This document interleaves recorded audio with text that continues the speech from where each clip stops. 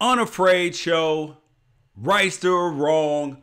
It's your boy, George Reister in the building. We had a little holiday break, so I want to tell you guys, first of all, Merry Christmas, Happy Hanukkah, Happy New Year, all the things that I hope your holiday was great and that you focused on the things that mattered the most.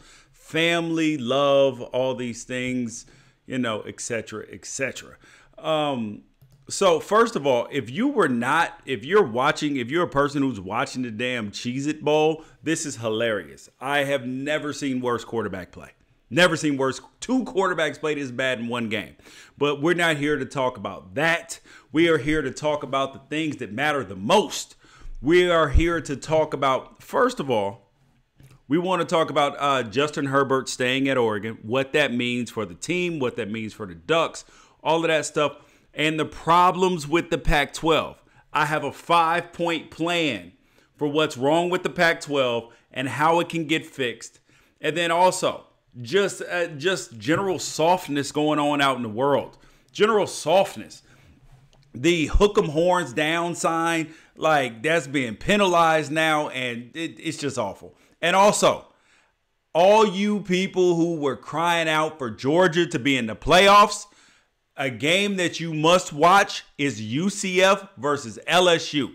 And I'll tell you this, if UCF beats LSU, you have to shut up. You have to shut up about Georgia in the playoffs. You have to. But you probably won't because SEC truthers believe anything. Like they just automatically believe the SEC is inherently better, which is not true. Alabama's better than everybody in general. Yes, they can be beat on a certain day, but in general, they're better than everybody else. But the SEC as a whole is no different than every other conference. But we are going to start with the UCF. That's where we're going to start. So UCF is playing LSU in the Fiesta Bowl. Oh, and as usual, guys, send in your comments, questions to I'm Mad, IMMAD at unafraidshow.com. Swipe up, share the feed, and tell a friend about the Unafraid Show. So first of all, if University of Central Florida, if they beat LSU in the Fiesta Bowl, I demand that everybody on ESPN, everybody on every other station that was screaming about Georgia in the playoffs, you have to shut up. Like you have no choice but to be quiet. Why is that, George? Because, okay, first of all, UCF is 25 games straight they've won. And if they don't sit up and they didn't get in the playoffs last year, they go to the Sugar Bowl, beat Auburn, who just beat Alabama. And then they turn around and beat. And then if they turn around this year, don't get in the playoffs, and then beat LSU in the Fiesta Bowl, who beat Georgia by 20 points, you have to shut up about it. Like there is no more talk about Georgia in the playoffs. And I'll tell you this, there's an article up on unafraidshow.com about the college football playoffs. They can never be as great as March Madness until Cinderella gets in. And UCF is Cinderella. And they've proven that they can beat and play with anybody. And I'm a person, I agree, their conference schedule sucks compared to other conferences. But their non-conference schedule, like they scheduled North Carolina, it got canceled. Like they have, like they are just like they have the talent. They're putting out NFL guys. UCF is not to be slept on. Could they compete on an every game schedule? Nope. Can they go in the SEC, Pac-12, Big 12, Big 10 and win out, be undefeated? Probably not. But you only need to win one game in the playoffs. And that's exactly why playoff expansion is mandatory. I mean, because think about what we get in the March Madness. This is why March Madness is the greatest tournament in all of sports. I believe college football is the greatest sport. But yes, I am going to get to Herbert in just a few minutes. Herbert's up next. Yes, I do believe that college football is the greatest sport, but college basketball, March Madness is the best tournament there is. You got last year, you had UMBC, Baltimore County, Maryland, beating Virginia. You had Sister Mary Clarence and her team, Loyola Chicago, winning. That's what you need. Like, imagine if you have Alabama playing UCF, or you have Washington playing UCF. You have Alabama, Georgia playing UCF, whoever. These Cinderella stories are what's good for the game. But that's why you need the 5 Power 5 champions, plus the highest ranked non-Power 5 team, and 2 at-large bids. And you will get the greatest tournament in all of sports. I'm telling you that. I mean, like their schedules are not conducive to it, but the reality is that they can win. The parity is, there's so much parity in college sports. The talent level between a 5-star prospect and a 3-star prospect, that gap is closing. That's why you see 3-star guys go on to be superstars sometimes. Because of the parity. The gap is closing because kids are getting so much more skilled and talented. My 12-year-old, I was an NFL player. And my 12-year-old son would have kicked my ass at 12 years old. He would have took my lunch money better than I ever was at 12 years old. And that is trickling up to the high school ranks. So now, on to our second topic. Justin Herbert, he has decided to stay at the University of Oregon. This is big news for Oregon. Because when you have a solid quarterback coming back, an NFL-ready quarterback coming back, that gives you a chance not only to win games, but it gives you a chance to win a national championship. Yes, and if you guys do want Unafraid Show gear, go to the Unafraid Show website, unafraidshow.com, click on it. And if you do want it signed, send it to me. I will sign it for you. So Herbert comes back. Question is this a good move or is this a bad move? This is a good move for him personally, I believe. Yes, he may be a top 10 pick, but here's the difference. You may be a top 10 pick, but the question is, are you ready to succeed in the NFL? I do not believe Justin Herbert is ready to succeed in the NFL at this time. Same thing I felt about Sam Darnold. Yes, you're going to have some good games like he had this weekend, but you're going to have some struggles along the way. In this next year, this is his maturation process. He'll be ready to plug and play on an NFL team. That's why it's a good move. It's not going to cost himself any money. If he gets hurt, I would imagine that the school's going to have an insurance policy for him, which they should. If they don't, that's negligence. So he's protected financially, and he can go out and play without fear and trepidation. He can go out and just ball out and have a chance for the Ducks to win a national championship. So do I expect Troy Dye and Dylan Mitchell to come back? 100%.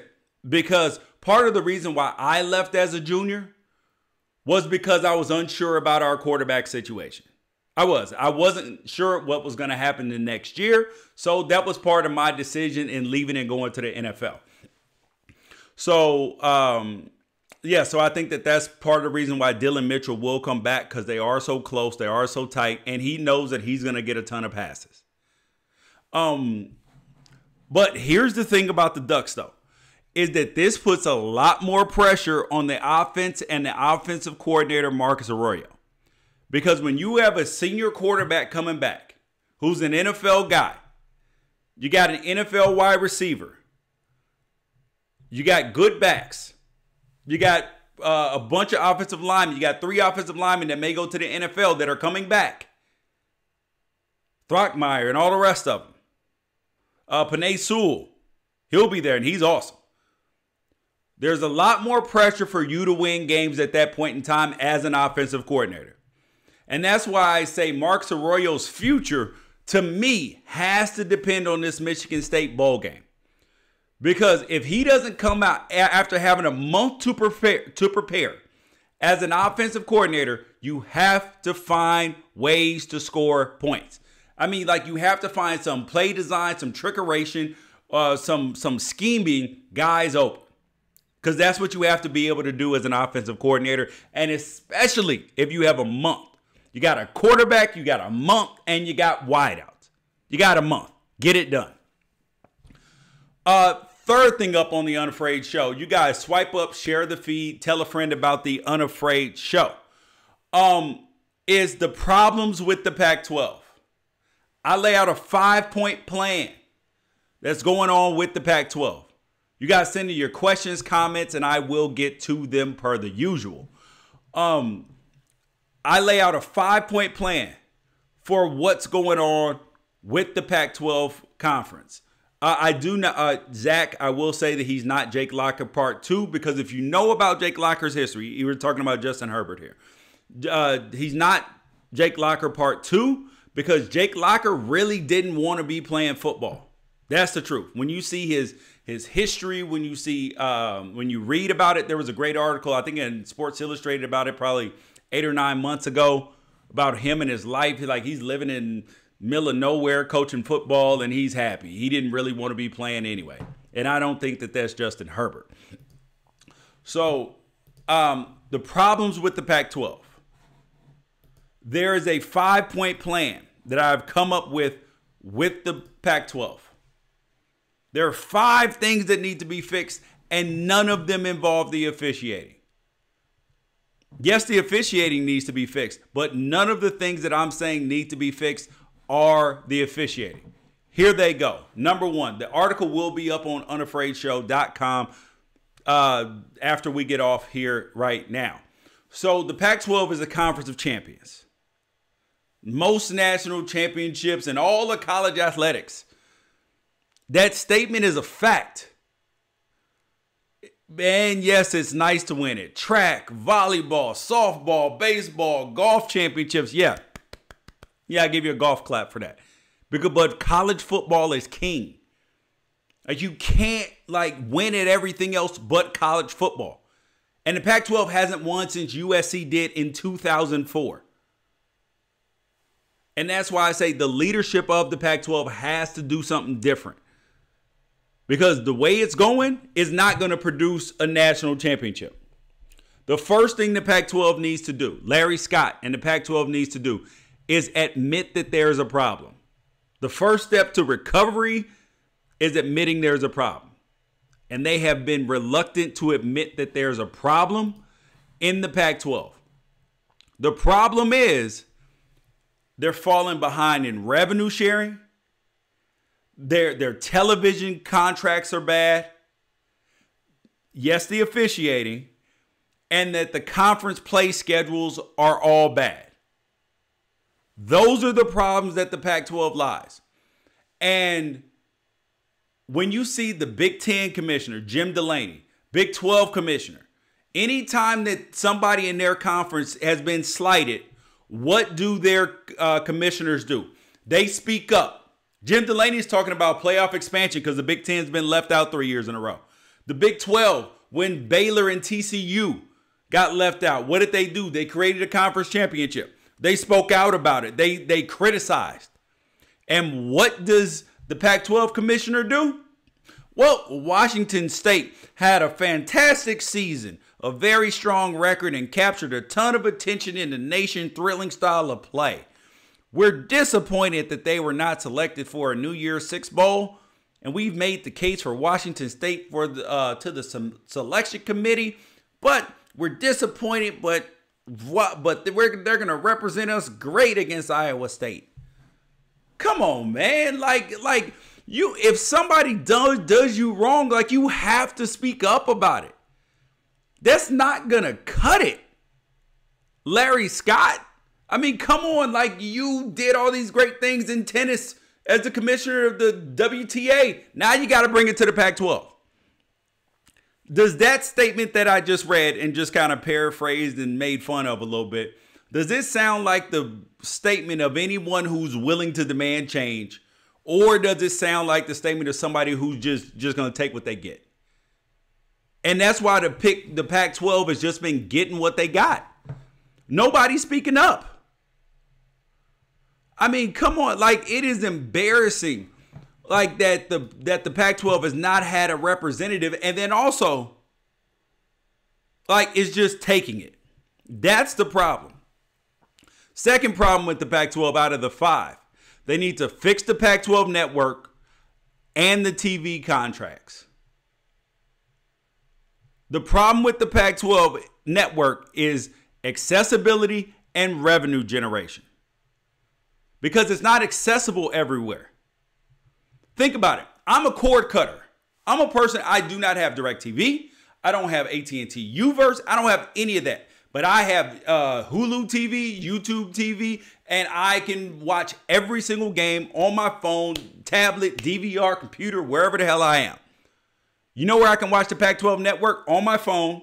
I got to like throw it to my TV. There's no app on my Apple TV, Roku, or Fire Stick. So the accessibility is low. It's only available in like 20 million homes. And then they just lost the Uverse contract. So that's a big deal. That is a big deal. So if people can't watch you, they can't appreciate your style of play. So when the media members, when they're watching games, guess what? They can't see you either. So then guess who's not going to be pumped up? Because the committee has already said that, like, we've had AP voters, Heisman voters on this show being interviewed saying that, yes, the other votes kind of do subliminally or subconsciously affect their votes. So accessibility is a big thing. I mean, and consider the fact that not only can they not be seen everywhere, but I'll get to that. That's another point later. So it can't be seen everywhere. That's a big problem. And then that leads to the revenue generation problem, because the Pac-12 cannot generate the same type of revenue with the Pac-12 networks, because they love to say, Larry Scott loves to tell us, we're the only conference that owns all of our publishing. We own all of our content. Nobody does. Okay, who cares? Yes, Fox owns 49% of the Big Ten network, and the SEC and the ACC network are entirely owned by ESPN. But who cares?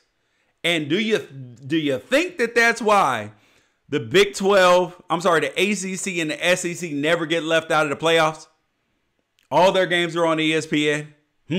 Because they have the fan base there already. It makes sense, man. Come on in, dude. I mean, really think about it. Let's just look at the money. The Pac-12 won't reach, they're paying out about $30 million to each team right now. They won't reach $38 million in payouts per school until 2023. That's when the Pac-12 will reach $38 million. You guys swipe up, share the feed, tell a friend about the Unafraid show, breaking down some great stuff right here. By comparison, the Big Ten is expected to pay out its schools $51 million this year. Yes, 51. That's almost $20 million more than what the Pac-12 is going to be paying out this year. $20 million. You know what that goes to? That goes to coaches' salaries.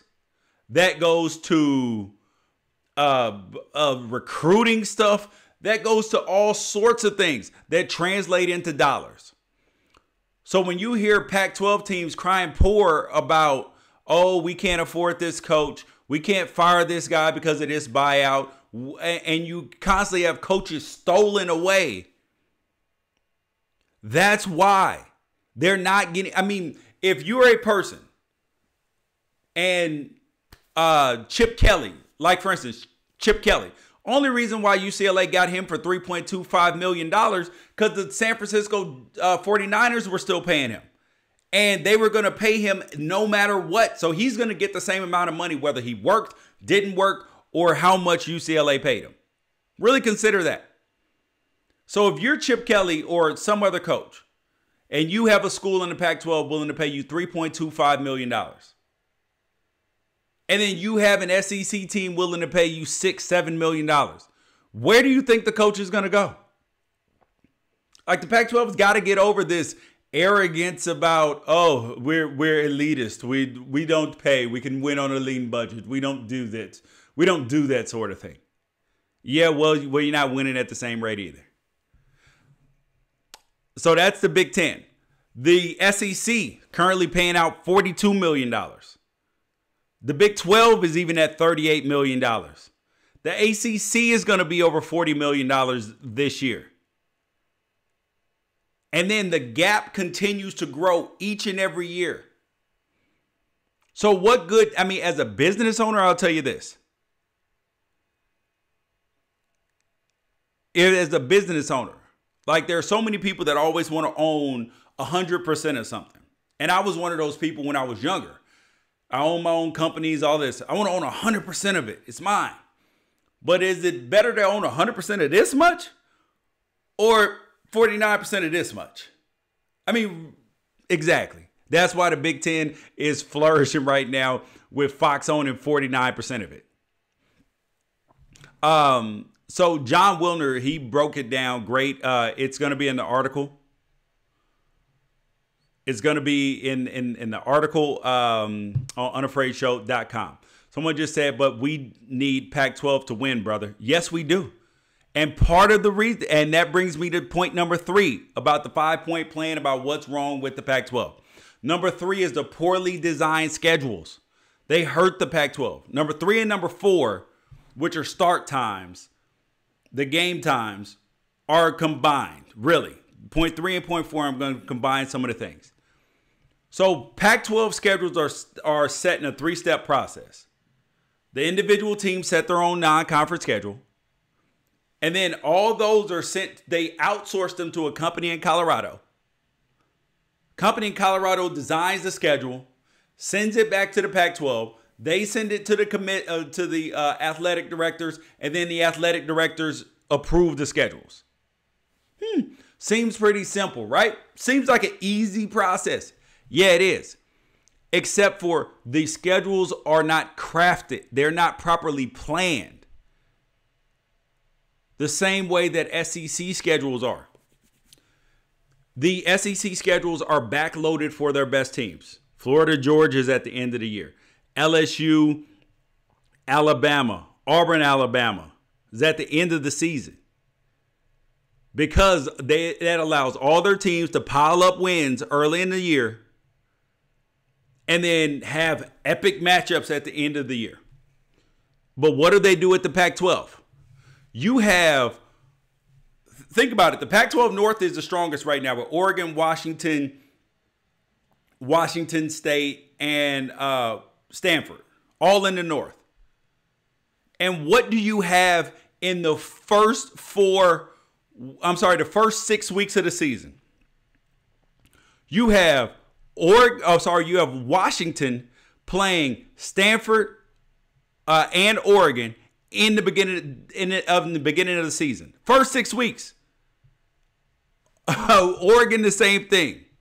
You have Stanford playing 3 of its most important Pac-12 games against USC, Oregon, and Washington in the first 6 weeks of the season. The committee doesn't even start meeting yet. So all those games that were meaningful, they're forgotten by the time the committee starts meeting. Why on earth doesn't the Pac-12 see this? I mean, it's almost like that they intentionally want to make their teams lose and cause chaos. I don't understand why they don't craft schedules instead of letting somebody else make these schedules for them. And then you have Stanford, who I applaud for the way that they schedule. But the reality is Stanford plays their 9-game Pac-12 schedule. They play 0 FCS teams. They play Northwestern, UCF, and Notre Dame. What? They're playing a team that's 25-0 and beat Auburn and may beat LSU. Play their 9-game conference schedule. They play Notre Dame, who's in the playoff. And they play Northwestern, who was in the Big Ten championship last year. Okay, find me an SEC school that'll schedule like that. Find me one. It won't happen. It'll never happen. Because they got a racket on it. And that's why Larry Scott needs to speak up. And then there are the game times. Because East Coast bias is real. But the Pac-12 they only exacerbate the problem with the schedules. I always come on and do this podcast after Pac-12 After Dark. It's always trending on Twitter. But guess what? Everybody east of the Mississippi is asleep when these games end, especially 1, 2, 3 o'clock in the morning sometimes. I mean, come on, man. It doesn't make any sense. Yes, UCF, Central Florida, the team that's 25-0. Like, it does a disservice to the players and to the teams when they can't be seen. Because you can't fairly be ranked when nobody saw you. Think about it. Christian McCaffrey lost the Heisman Trophy because Stanford played 7 10-30 kicks in 2015 when he should have won the Heisman. He broke Barry Sanders' record of 3,250 all-purpose yards in one season. He had over 3,400 yards and didn't win the damn Heisman Trophy. Lost it to Derrick Henry. Come on, man. That doesn't make any sense. And number 5 in the 5-point plan to improve the Pac-12. Make it matter more to fans. You have to make it matter more to the Pac-12 fans. They got to find, the schools have to find a way to engage them, engage the student sections, because the fans are too casual, too laissez-faire. Oh, que sera, sera, whatever will be, will be. No, like, you have to live and die and be rabid fans. That's why the SEC is not necessarily better. It just matters more. That's their motto. It just matters more. And hell yeah, it does. It matters more to them than it does to Pac-12 fans. Think about it. I have season tickets to UCLA. And coming from Oregon, where the fan base was rabid, they go crazy when the Ducks are playing well. Even at timeouts, even during cheers, all of that. It is quiet as a church mouse at UCLA and USC. Some of the most storied Pac-12 teams. It's quiet as a damn church mouse. How is that possible? Ducks have had some good tight ends after me, though. Quiet as a church mouse. And it is it's unreasonable. Like, why on earth? And then the other thing, like, these game times are also terrible because you have, somebody sent in the comment. They said they went to 2 Colorado games that started at 8:30 p.m. this year. Kids were already falling asleep, left early. What kind of damn sense does that make? So if the kids are falling asleep, the people on the East Coast, the old people on the East Coast voting are damn asleep. Makes no sense. And then they create competitive disadvantages. USC this year, think about this. If USC wins the Pac-12 South this year, their last game, their last week of their season, they have a bye week. So think about this. They will be coming into a bye week against the Pac-12 North champion. What? How is that fair?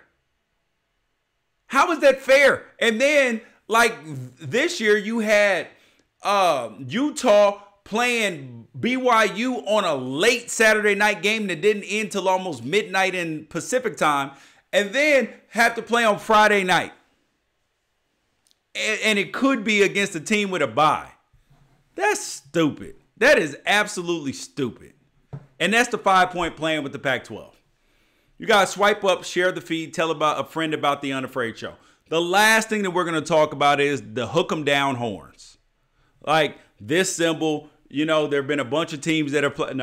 There have been a bunch of teams that have played Texas. Texas, everybody know Hookem horns. That's a big deal. Texas is a big deal. But how on earth have we gotten so soft in life that you get a penalty for going like this? I know those are fighting words for Texas fans. But doesn't that increase the rivalry of the game, the importance of the games? It has to. Because I know when somebody's talking trash, that makes me just that much more invested in a game, invested in winning. That's what makes Oregon and Washington so great. The trash talk. You don't want to lose to them because you know the trash talk is coming. You don't want people to don't do hook 'em down horns. Don't lose. And stop crying about it. Like we've gotten too soft as a society. If that is warranted of a penalty, I mean, think about it. TCU's got this. People can do this, no penalty. USC got this. People do it all the time, no penalty. I thought Texas people are supposed to be tough.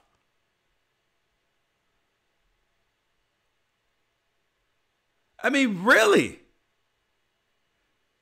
Come on, man. I thought Texas people are supposed to be rough, tumbling, rugged. That they got open carry laws. They carry their pistols outside. But you're afraid of this? Man, come on. I mean, like that's got to be some of the softest mess I've heard. And the craziest part is, I think it's great that it's part of the OU logo. There's an article about that on unafraidshow.com. It's part of their logo. Yeah, so we got to stop with the soft crap, dude. Like, we have to stop. It's college football. Like, this is not where nice guys live. This is where real football players play. This is where, tough guys come to be tough guys. Like, we just have to stop. Last thing is, I want to get to the questions before I get up out of here. Keenan said, not a smart move for Herbie. He may not be ready, but the NFL is catering to quarterbacks right now. Offenses are starting to be like more college, and the rules are in their favor. While this is a great for Oregon as a top 5 recruiting class, plus he returns probably and he should win the Pac-12 barring coaching blunders. Yeah. I agree and disagree with you, Keenan. I think that the Pac-12, I do agree that the NFL is catering toward quarterbacks. But at the same time, I don't think that Herbie is ready. I think that it's a great move for his NFL potential, and he's not going to lose any money. Yes, they dissect you even more as a senior, but they did the same thing to Baker Mayfield. They did the same thing to other people. If you're good, you come out and shine. Deshaun Watson stayed in another year. Mariota stayed in another year. Decided to shine. Like they come in the NFL and they're ready to play. And I think the same thing is going to happen to Herbie. You guys, don't forget, if you guys have any more questions, send them in to immad@unafraidshow.com. I appreciate your time, appreciate your energy. And at the second I click off, the article will be up on unafraidshow.com. Make sure you see it. Share it with a friend. Tell a friend about the Unafraid Show. The greatest thing that you will watch on TV or listen to. And download the podcast as well. Appreciate it. Peace out. Catch you guys later.